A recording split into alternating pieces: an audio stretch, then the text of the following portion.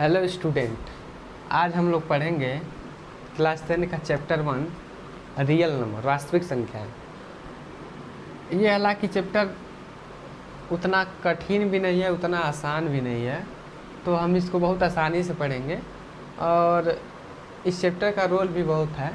तो हम इस पहले समझते हैं वास्तविक संख्या किसे कहते हैं। देखिए, संख्या रेखा पर, संख्या रेखा जानते हैं, संख्या रेखा पर यानी माइनस अनंत होगा, ये अनंत होगा।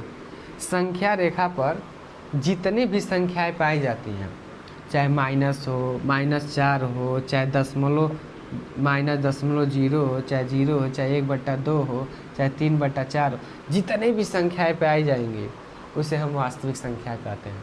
यानी कोई पूछेगा वास्तविक संख्या किसे कहते हैं, यानी संख्या रेखा पर जितनी संख्याएं पाई जाएंगी उसे हम वास्तविक संख्याएं कहेंगे।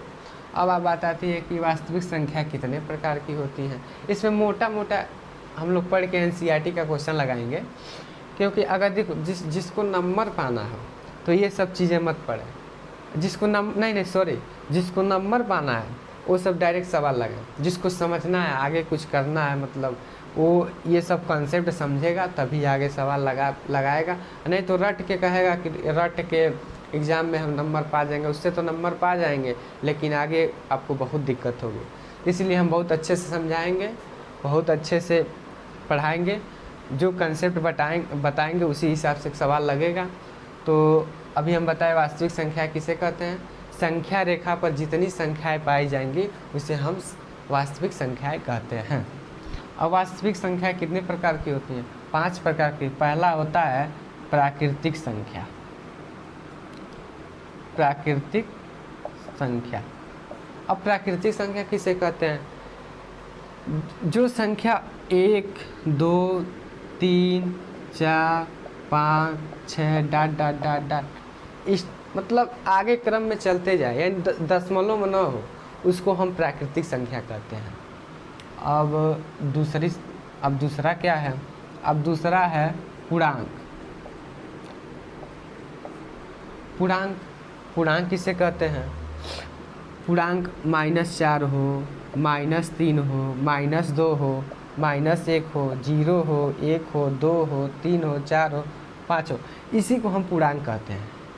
इसी को हम पूर्णांक कहते हैं। -4, -3, -2, -1, 0, 1, 2, 3, 4, 5, इसी को हम पूर्णांक कहते हैं।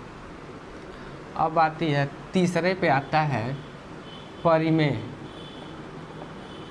तीसरे पे आता है परिमेय संख्या। अब परिमेय संख्या किसे कहते हैं? जिसको P/Q के रूप में लिखा जा सके, जिसको P/Q के रूप में लिखा जा सके, यानी अंश और हर के रूप में लिखा जा सके, यानी जो हर है वो 0 के बराबर नहीं होना चाहिए, यानी Q = -0, Q ≠0, यानी जो Q है वो 0 के बराबर नहीं होना चाहिए। जैसे ये 2/0, यानी जिसका P पूर्णांक है लेकिन ये 0 है, इसलिए ये परिमेय संख्या नहीं है। और एक बात है, P और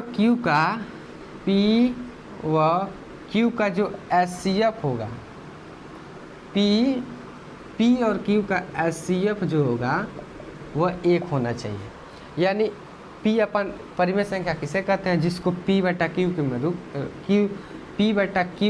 के रूप में लिख सकें और Q ≠0, और P व Q का HCF 1 होना चाहिए।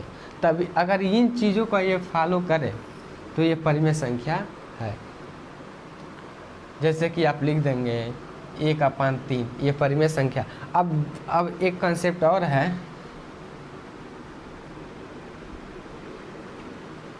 अब ये 2/4/8 है, ये परिमेय है कि नहीं? अभी ये परिमेय नहीं है, अपरिमेय है। क्यों? क्योंकि इसको जब इसका HCF निकालेंगे तो इतना नहीं आएगा। तो देखिए, इसको जब काटेंगे 1/2, 4 एकम 4, 4 दूना 8, अब ये परिमेय हो गया, लेकिन ये परिमेय नहीं है। ये परिमेय है लेकिन ये परिमेय नहीं है, परिमेय संख्या नहीं है, क्योंकि इसका P और Q का जो HCF है वो 1 के बराबर होना चाहिए, तभी वो परिमेय है। और ये P बटा Q में है तो है, और Q नॉट इक्वल टू 0, यानी इसका जो हर है वो 0 के बराबर नहीं है, 0 के बराबर नहीं है। और इसको ये अपरिमेय है, ये परिमेय है, क्योंकि इसका और HCF निकालेंगे तो 1 आएगा, निकाल के देखिएगा 1 आएगा। और अब तीसरा पे आता है, नहीं चौथा पे अपरिमेय। अब चौथा है अपरिमेय संख्या। चौथा है अपरिमेय संख्या। अब इसको एक कंसेप्ट याद कर लीजिए, रूट में अभाज्य संख्या, यानी रूट में अभाज्य संख्या, जैसे रूट में 2 हो गया। अभाज्य संख्या किसे कहते हैं? जो स्वयं से कटे और 1 से कटे। तो अभाज्य संख्या जो 1 से कटे 2 कटे, जैसे 2 को ले लें, ये 1 से कटेगा और स्वयं से कटेगा। √2 अपरिमेय संख्या है, √3 अपरिमेय संख्या है। अब √4 ये अपरिमेय के परिमेय है, ये परिमेय संख्या है, क्योंकि ये 2 से भी कटेगा, 1 से भी कटेगा, 4 से भी कटेगा, इसलिए ये परिमेय संख्या है। अभी हालांकि हम अपरिमेय पढ़ रहे हैं, इसलिए रूट में अभाज्य संख्या करेंगे तो ये सूत्र लगाएंगे तो आपका अपरिमेय संख्या का उदाहरण, जैसे रूट में 5 आ गया, रूट में 7, ये जितनी संख्याएं हैं ये 1 से कटेंगी या स्वयं से कटेंगी। अभाज्य संख्या उसे कटे हैं जो 1 से कटे और स्वयं से कटे, उसको हम अभाज्य संख्या कहते हैं।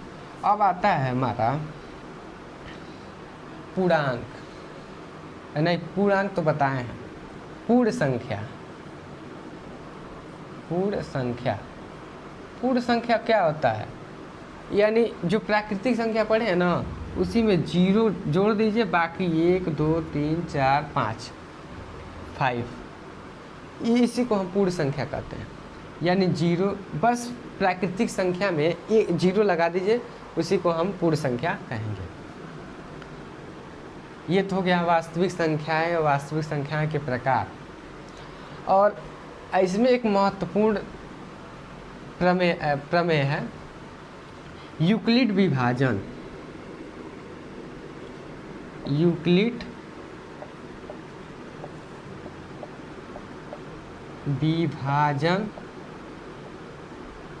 प्रमेय, ये बहुत महत्वपूर्ण है, इस पर क्वेश्चन बहुत आता है।